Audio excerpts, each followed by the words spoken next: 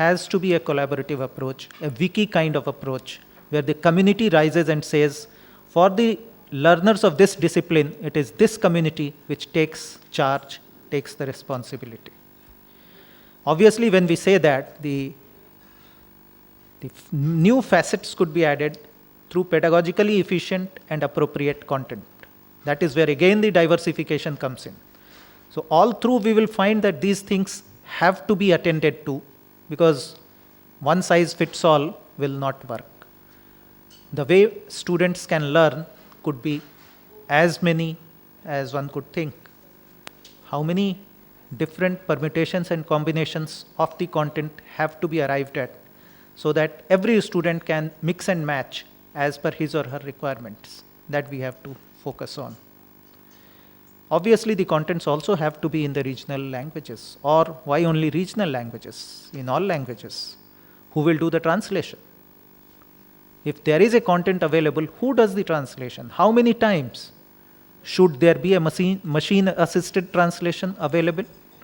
We are working on that, but the experts around the globe need to put their thoughts together and come out with very quick solutions.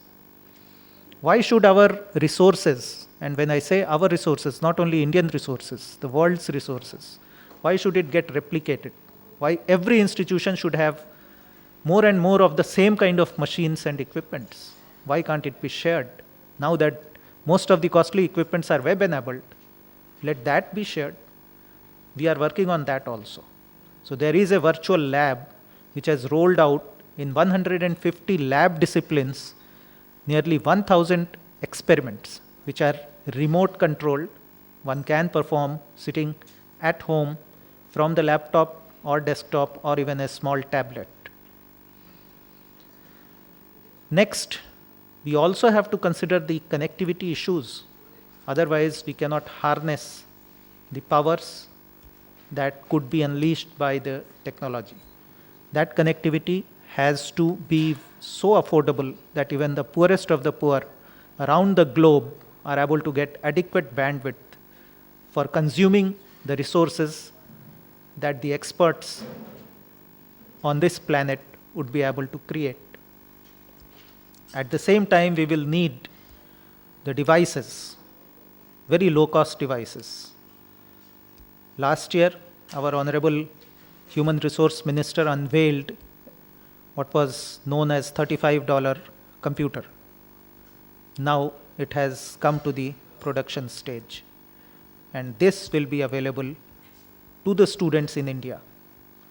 So that completes the cycle: content, connectivity, devices.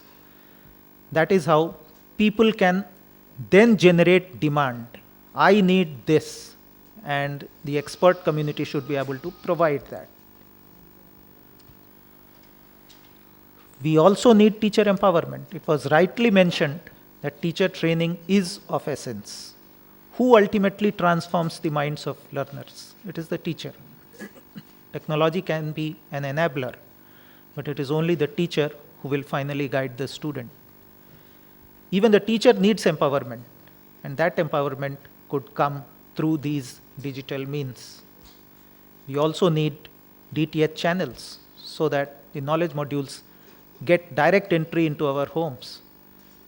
If the DTH modules are played on these small tablets, even a TV may not be needed, because the tablets, which I just spoke, can also play high definition video. So that kind of thing will enable people to watch high quality video. We need for our educational administrator the ERP packages. Again, under the national mission, a group led by IIT Kanpur is in the process of developing the ERP packages, and a lot has happened. Excuse me. Availability of e-journals and e-books free of cost. That then ignites the minds of people, those who are either teaching or who are learning. And creation of a pool of ICT champions who will encourage the consumers, the students, the colleges to draw. Last but not the least, the integration of haptic simulators with the vocational education modules. It is not always that all our talent need not be educational talent. It could be anywhere. It could be talent with skills and talent with working with their hands. Who will train them? Who will make them employable? This harmonization between vocational simulators, haptic simulators, and vocational education modules is expected to go a long way in ensuring that there is distribution of income. There is everyone getting a job for sustainability. Obviously, these 13, 14 items that I have mentioned, we are working on it. We are open to any idea, any suggestion, even any detailed project report seeking funding. If there are international participants, they can also submit their proposals on our website www.sakshat.ac.in. They need to work together. What we are looking at is the delivery. What we need, if it is getting delivered through a project, funding is available. We are not saying it should be funded only for the national and not for the internationals. Why not? Knowledge has no boundaries. So we need to inculcate that habit of coming out for the betterment of our generations. Obviously, this will require some of the challenges. And when we are preparing a landscape, these challenges may also be kept in mind by the expert group. Challenges such as archiving of tons of materials available on analog media in various institutions around the world. It is not that this digital advancement and the technology focus has come just now. For a number of years, maybe 50, 60 years, people have been working, and a lot has already been captured. We need to refashion them and make it available. We also need eminent experts around the world to take up the lecture series. Why should we lose them? And we should archive it. If that starts happening for the same kind of content, there could be 10 renowned experts delivering their own series of lectures. All that gets captured, it's very fast, and then students can do the digitization, they can do the chunking and see how these experts, renowned experts, have tackled that problem or addressed an issue. This is one area where we all can start collaborating from tomorrow. Now that all our universities are linked, the devices are available, who is it that we are waiting for? For those minds. We need to ensure when we are designing our landscape that the connectivity and low-cost devices are available to everyone.